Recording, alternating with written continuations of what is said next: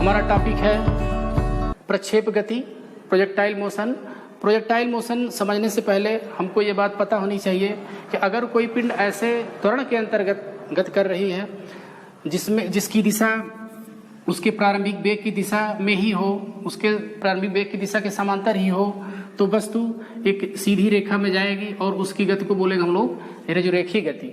लेकिन उस दशा में क्या होगा, जब त्वरण की दिशा उसके प्रारंभिक वेग की दिशा से भिन्न हो, तो उस दशा में क्या होगा कि वस्तु एक स्ट्रेट लाइन में न होकर के बल्कि एक कर्व पर जाएगी। तो ऐसी गति एक समतल में गति कही जाती है। कौन सी गति? समतल में गति कही जाएगी। और एक समतल में गति का सबसे अच्छा एग्जाम्पल प्रक्षेप गति होता है। प्रक्षेप गति किसे कहते हैं? प्रक्षेप गति में अगर किसी वस्तु को ऊर्ध्वाधर के अलावा ऊर्ध्वाधर से भिन्न किसी दिशा में थ्रो कर दिया जाए तो पिंड केवल गुरुत्वीय त्वरण के अंतर्गत ही गति करेगी। उसकी गति कैसी बन जाएगी? गुरुत्वीय त्वरण के अंतर्गत ही गति करेगी जब, तो ऊर्ध्वाधर तल में एक वक्र पर जाएगी।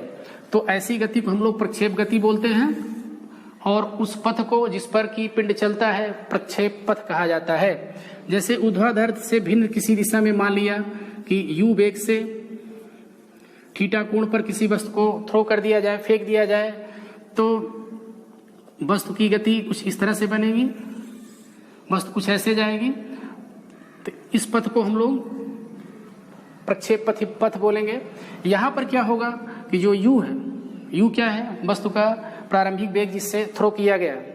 तो बाकी और सब चीजें समझने से पहले हमको ये बात समझ लेनी चाहिए कि अगर u इस तरह से वेग है तो इसको दो घटक में हम वियोजित कैसे कहते हैं, दो घटक में बांटते कैसे हैं? ये थीटा कोण अगर हॉरिजॉन्टल से ले लिया जाता है तो क्षैतिज घटक को ux बोलते हैं। यहाँ पर u cos थीटा लिखा जाता है, क्षैतिज घटक u cos थीटा के साथ, और जो ऊर्ध्वाधर घटक होता है u sin थीटा लिखेंगे। इस तरह से क्षैतिज घटक और ऊर्ध्वाधर घटक, जिसको कि हम लोग यहाँ पर uy लिख लेते हैं, y लिख लिए। एक चीज और समझे हम, जो g की दिशा है हमेशा डाउनवर्ड्स है, तो जी का असर, गुरुत्वीय त्वरण का असर, प्रभाव जो पड़ेगा केवल ऊर्ध्वाधर घटक पर पड़ेगा, क्षैतिज घटक पर नहीं पड़ेगा, क्योंकि क्षैतिज घटक हमेशा हॉरिजॉन्टल ही बना रहेगा और उसका मान ux बराबर u cos थीटा ही होगा। तो यहाँ पर हम अब समझते हैं प्रक्षेप पथ। प्रक्षेप का पथ, प्रक्षेप पथ कैसा बनता है? देखें हम, इस तरह से u वेग से किसी ऑब्जेक्ट को थ्रो किया गया है थीटा कोण पर क्षैतिज से, तो इसकी जो दिशा होगी, पहले फिगर बनाया, हम फिगर बना के ही सेट करते हैं इस तरह से। मान लिया u वेग से थीटा कोण पर सेंड करते हैं, थ्रो करते हैं वस्तु को, तो जो क्षैतिज घटक होगा u cos थीटा बनेगा, हमने आपको पहले ही बताया ux हो गया। जो ऊर्ध्वाधर घटक बनेगा u sin थीटा बनेगा, ui बन गया इस तरह से। अब हम देखते, हमने बताया आपको कि जो क्षैतिज वेग है इस पर गुरुत्वीय त्वरण का कोई प्रभाव नहीं पड़ेगा। तो क्षैतिज दिशा में जो भी विस्थापन होगा x बराबर, x क्या है? क्षैतिज दिशा में विस्थापन, तो x इक्वल टू क्षैतिज वेग गुणे समय। मान लिया t टाइम तक गति होती है तो क्षैतिज वेग का मान u cos theta into t, ये x हो गया।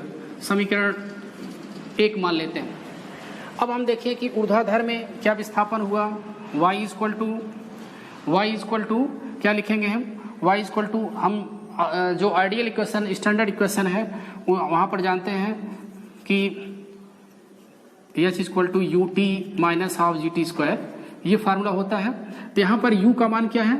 u का मान ऊर्ध्वाधर वेग लेंगे हम लोग, ऊर्ध्वाधर घटक, तो क्या होगा? u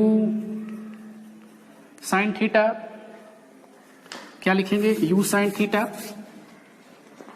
into T U t minus half g t square. अब यहां पर देखें हम लोग t का मान क्या है? t equal to x by u cos theta मिलता है, तो u sin theta into x by u cos theta minus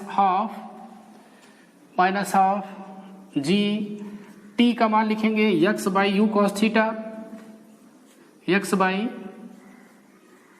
you cos theta, ये होल स्क्वायर है, होल स्क्वायर कर देंगे हम लोग। और इसको अगर हल करके देखें हम तो देखेंगे कि यू यू से कैंसिल हो जाएगा, यहाँ पर आएगा y equal to sine by cos है तो tan थीटा इंटू यक्स, ऐसे लिखेंगे हम लोग, y equal to tan theta into x minus